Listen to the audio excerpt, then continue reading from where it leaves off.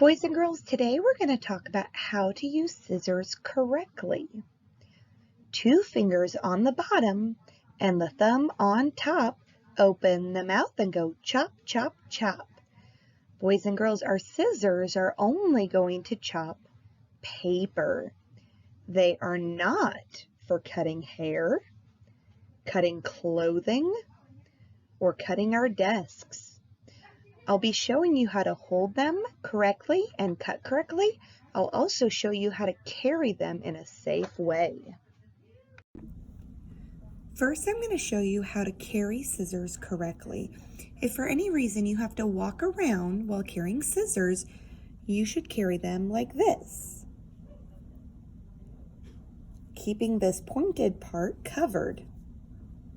That's the best way to stay safe.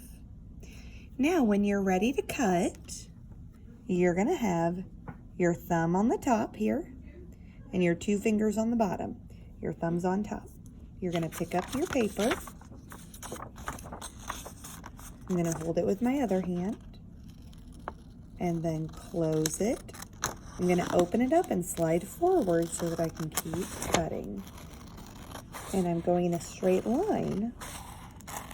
I don't close it all the way. I leave just a little bit left, open it back up and slide it all the way forward. And that's how you use scissors correctly. Keep practicing.